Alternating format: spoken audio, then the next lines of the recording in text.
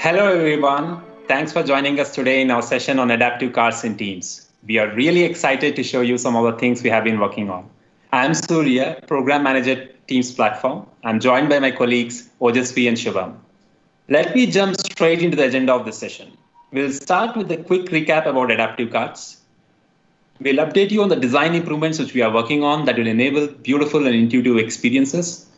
Then we'll move on to Adaptive Cards V2 and how it will power next generation contextual views. We'll show you a demo with contextual views in action. And finally, we'll talk about our brand new investments in security and compliance capabilities for Adaptive Cards in Teams. And again, we will demo some of those capabilities. I'll hand over now to Ojasvi, who will walk you through Adaptive Cards, design improvements, and more. Thanks, Surya. Hello, everyone. I'm Ujasvi, and I'm a program manager on the Teams developer platform working on bots and cards. And today I'll be talking about adaptive cards in Teams. So, what are adaptive cards? Adaptive cards are an open card exchange format that enables developers to exchange content in a common and consistent way. It allows card authors to describe content as a simple JSON object, and the content can then be rendered natively by an application like Teams. This keeps it consistent with the look and feel of Teams. Okay, so while there are many cross-platform tools out there, what will set adaptive cards apart is the fact that they are cross-app. Our goal is once you've invested your time in adaptive cards, they accrue value to all Microsoft 365 products such as Teams and Outlook, and even some non-Microsoft platforms. Let's talk about the core capabilities of adaptive cards. First up, cards are actionable. And we've got some exciting capabilities coming up on this front. We're introducing something called Universal Actions, and I'll talk about this later in the presentation. Secondly, they benefit from the native performance on every platform and application. And arguably the best part is that they never stick out like a sore thumb, and they always blend in beautifully with the look and feel of the app that they're running on. Adaptive cards is supported across Microsoft 365 apps such as Outlook, Teams, WebChat, Cortana, and Timeline. Again, underscoring the value proposition that I shared earlier, that you design a card once and it works across many Microsoft applications. Okay, now I'll switch gear and look at some of the design enhancements coming to adaptive cards in Teams. First up, we've got sender attribution in Teams.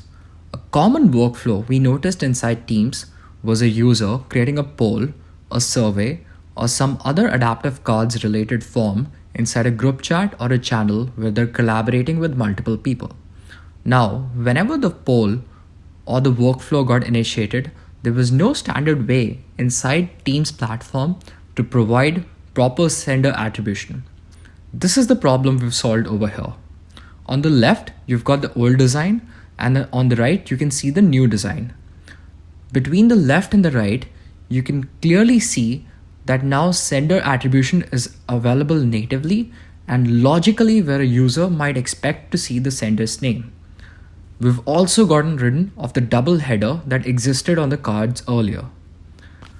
Fundamentally, this helps with compactness of design and improves the look and feel of these cards. This feature is generally available today. Next up, I've got full width adaptive cards. Today in Teams, adaptive cards tend to leave a lot of empty space within chats or channels. All of this space can be used for horizontal expansion and be used to create cards that are a little more centered and compact in their design. And now with the introduction of full width support, you'll be able to take advantage of all of this empty space as you design adaptive cards for your application in Teams.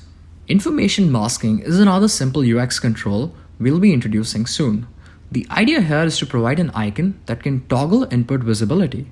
You could then use this for scenarios such as password creation inside your applications. Another highly requested feature we're working on is overflow menus. With this feature, you'll be able to classify certain actions as secondary, which means that they'll be rendered under the overflow menu. On screen, for example, edit and delete card are secondary actions available in the adaptive card, which are arguably not the focus of the card.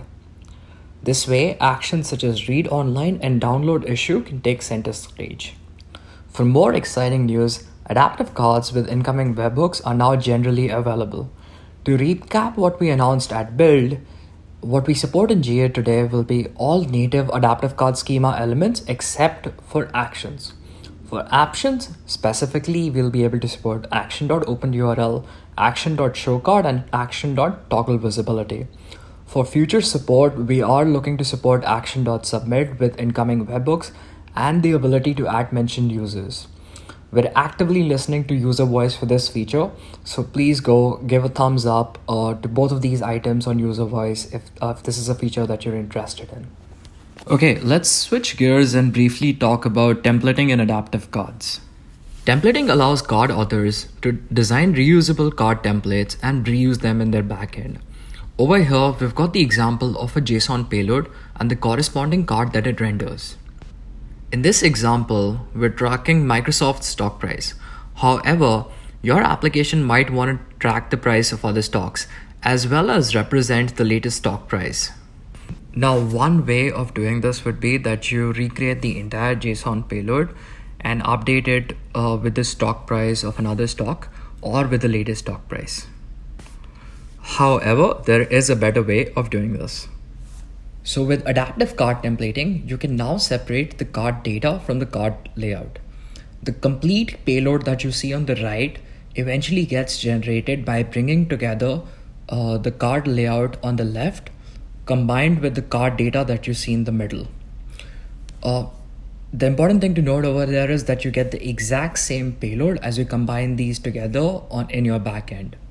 Here you see that the card is rendered in exactly the same way as it would have been without templating.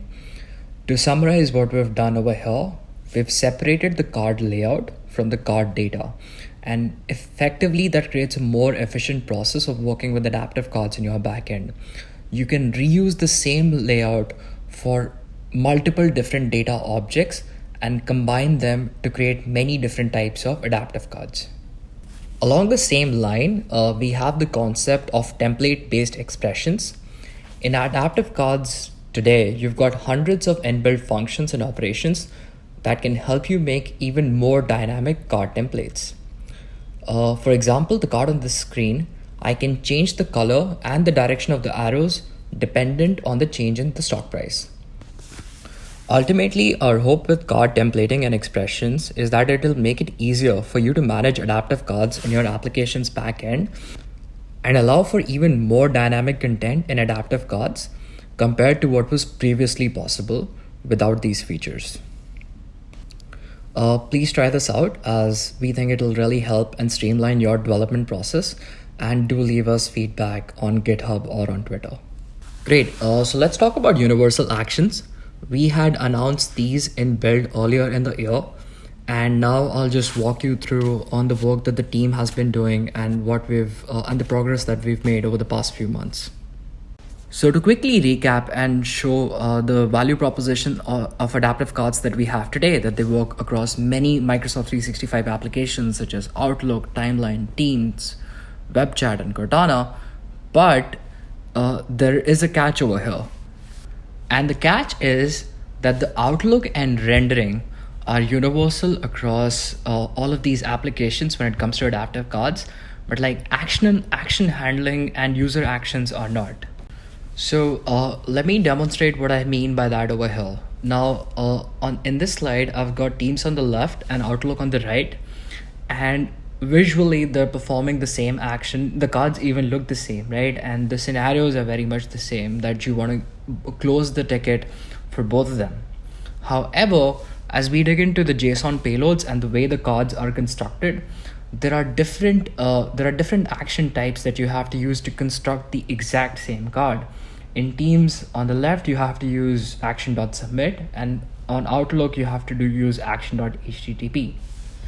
Now with universal actions and the new universal action model, like this is the problem that we intend to solve. We will consolidate action.submit that is being used by Bot Framework and Teams, and action.http that is being used by Outlook into one single model called action.execute. So this action type will just work across the board. Effectively, with universal actions, we've just done that. We've standardized the action model across Microsoft 365 applications. Okay, so here it is. Here we have two cards, one in Teams and another in Outlook, both using the universal action model for adaptive cards. Both of these are using the action.execute model, and we will showcase these to you in a few slides. Another thing I want to say over here is that in terms of timelines, we are actively working toward this, and we aim to be in limited developer preview by the end of this year. Contextual views is a new feature in Microsoft Teams that is going to be available as part of universal actions within adaptive cards. It will enable some interesting scenario and use cases for your applications. So let's dig into what these are. So today, when a card is posted inside a team or a channel by either a bot or a user, all members of that channel or the group chat have access to the information of the card. Everyone sees the exact same information, and everyone is able to perform the same actions on that adaptive card. However, we see that there are certain scenarios inside channels or group chats where different users need access to different information in order to perform specific actions or complete workflows. And this is the problem that we would like to address with contextual views in adaptive cards.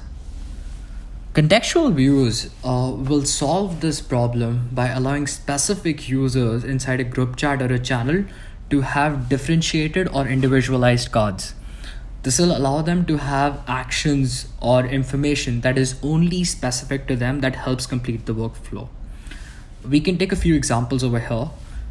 In a polling scenario, for example, the poll creator might have a different set of actions than the poll responder. Similarly, another interesting use case over here is approvals. In this, we have two personas. The first one is Daniela, who's the requester, and Marie, who is the approver. Daniela wants to request a discount for a long-time customer from her manager, Marie. And Marie, in this case, as the approver, has the power to either reject or approve the discount. So over here, you can see that in order to complete the workflow end to end, both of them need access to different actions and potentially even different information. So let's see how we can visualize this scenario a little better. So you can see the same workflow side by side over here with Daniela in the requester's view and Marie in the approver's view. This is the same group chat and the approvals bot has been added to their chat. Within Daniela's view, she has the option to cancel the request that she's already requested from Marie. And Marie on her side in the same adaptive card has the option to either approve, reject, or ask for more details about the request. So you can see over here that contextual views could really enable some interesting and novel scenarios inside teams with adaptive cards and bots that weren't quite possible up until today. All right, now here's a wrap up of everything that we covered in the presentation today. First off, we started by giving you a quick overview of what adaptive cards are and the design improvements that you can see upcoming in Teams. Features such as user attribution and adaptive cards and incoming webhooks are already generally available today, and others will be available soon.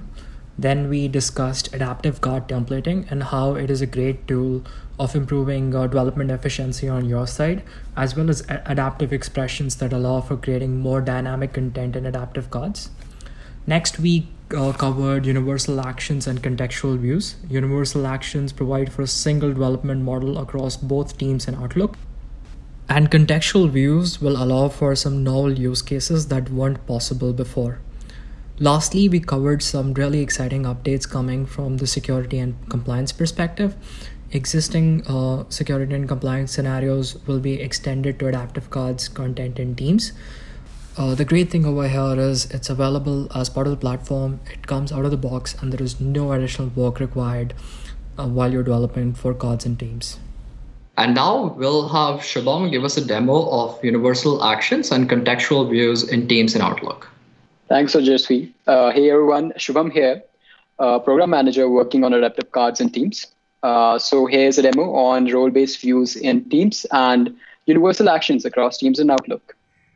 Megan is a safety inspector at Contoso who routinely inspects the sites and reports incidents. Let's see a typical day at Megan's work and how the new capabilities we talked earlier provide rich contextual experiences to her and the team. Megan observes that one of the boilers at a remote site had broken down and files a new incident through Contoso Report Incidents message extension in Teams. The incident card gets posted in the group, and you can see that the message, although posted by the bot, shows it being sent by Megan. This demonstrates the sender attribution feature we talked about a while back. To easily demonstrate role-based views, I've logged into three different user accounts: of Megan's, who files the incident, of Alex, to whom the incident is assigned to, and of Nestor, who represents rest of the group members who are not involved in the process. As you can see, we have different buttons present on the same card for all the three different users. When the incident was created, Alex also received the same card over email. Let's check that out. As you can see, Alex received the same card which was posted in Teams, and he could still see contextual buttons which are only visible to him. As the incident gets resolved, you can see that even the cards that were posted in Teams get updated. This demonstrates role-based views as well as universal actions in cards in Teams. Thanks, Shubham. So now over to Surya, who'll talk about security and compliance for adaptive cards in Teams. Thanks, Ojasvi. So let's get started. Teams is built on the Microsoft 365 hyperscale enterprise-grade cloud, delivering advanced security and compliance capabilities, such as discover and respond, information protection and governance, threat protection, cloud security, risk management, and identity and access management. These capabilities can be managed across Microsoft services, including Teams, through a single pane of glass experience in Microsoft 365 security and compliance centers. To know more on latest updates for security and compliance in Teams, I highly recommend you to check out a dedicated session on this by John. You can find the link to it in the references slide in the end. Currently, these capabilities are available in Teams for chat and file content. As a collaboration hub, Microsoft Teams brings together apps and services you love into Teams. Adaptive cards, being platform agnostic, are preferred vehicles for sharing information between teams and other apps and services, whether you are using apps for project management, productivity, sales and support, and more. Up to 70% of the apps in Teams generate card content, including adaptive cards in Teams conversations. Much of this is business communication, which means it falls under the purview of regulations as it is with Teams chat and file content today. It could contain sensitive information such as PII data which you need to protect. Currently, adaptive card content in Teams conversations is outside Teams security and compliance boundary. Apps have to independently manage security and compliance requirements for this content. Happy to announce we are extending Microsoft 365 security and compliance capabilities to adaptive cards. We'll be starting with Discover and Respond and information protection and governance capabilities. Let's look into Discover and Respond capabilities for adaptive cards in Teams. Now you can preserve adaptive card content by using litigation hold.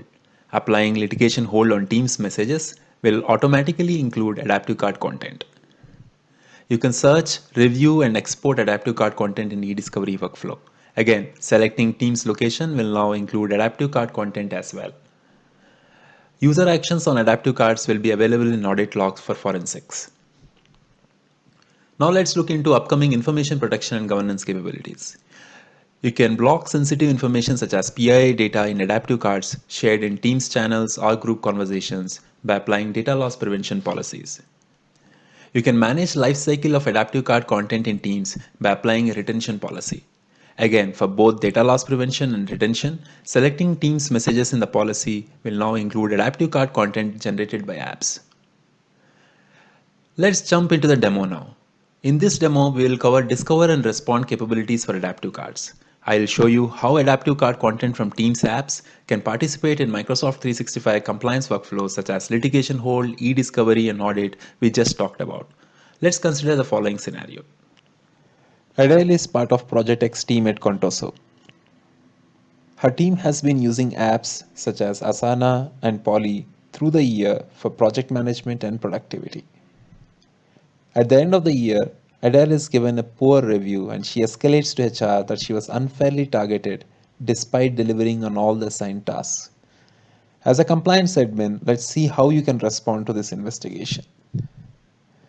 Go to Microsoft 365 Compliance Portal. Select eDiscovery Solution.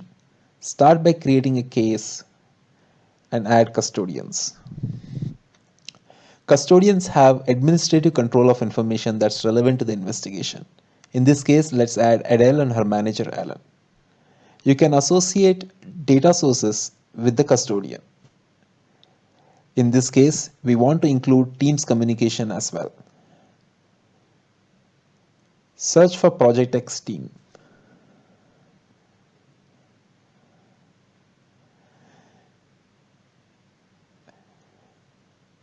Adding Teams location will now automatically include adaptive card content in addition to chat and file content. You can place these locations on hold to preserve all potentially important information. You can also manage holds here.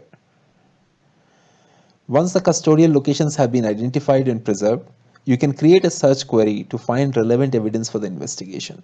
Select custodians. You can also include data sources associated with non-custodians. Again, selecting Teams message will automatically include adaptive card content for these users.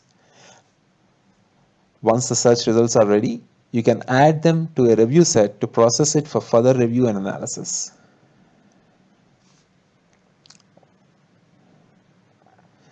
Let's open the review set. Adaptive card content is stored as message attachments. You can see the adaptive cards from Asana, which have information on Adele's work. You can also see content from Poly app. Adele takes regular feedback from her team members on work using this app. You can export all of this evidence, including adaptive card content. To further investigate, you can also dig into audit logs, which capture actions on these cards.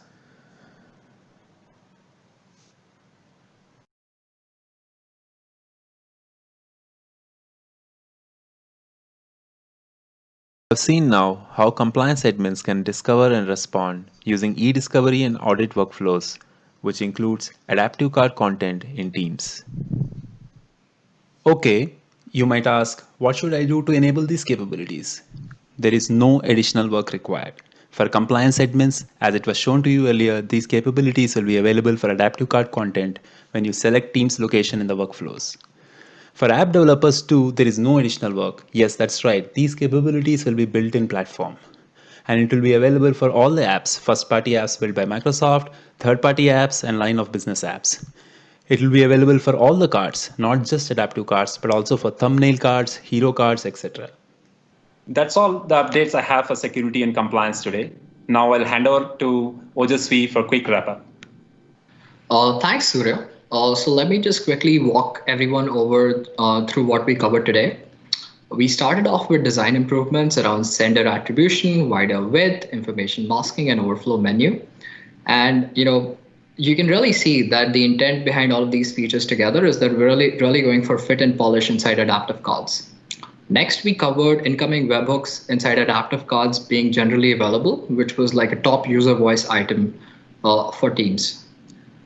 Next, we had adaptive card templating, which I would highly recommend that you check out because it'll save you a ton of development time down the road.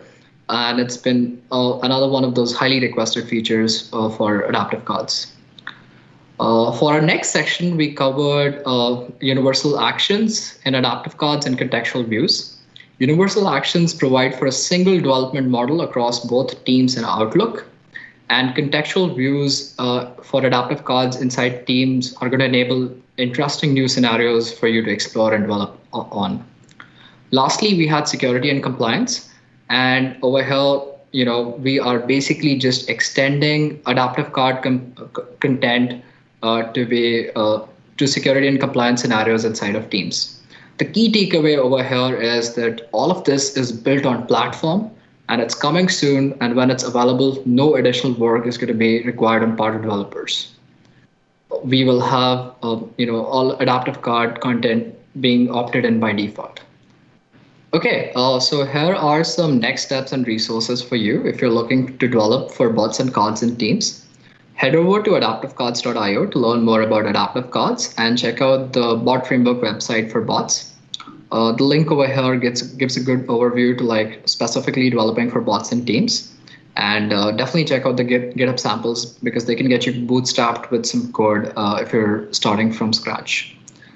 In terms of other resources, follow us at our developer platform blog for the latest features. And if you've got any if you've got any questions, or if you want like additional guidance or for development of teams, feel free to reach out to either of us on Twitter. We'll be happy to help you. Thank you so much, and we hope you had a great session and you learned something today. Bye. Bye. Bye.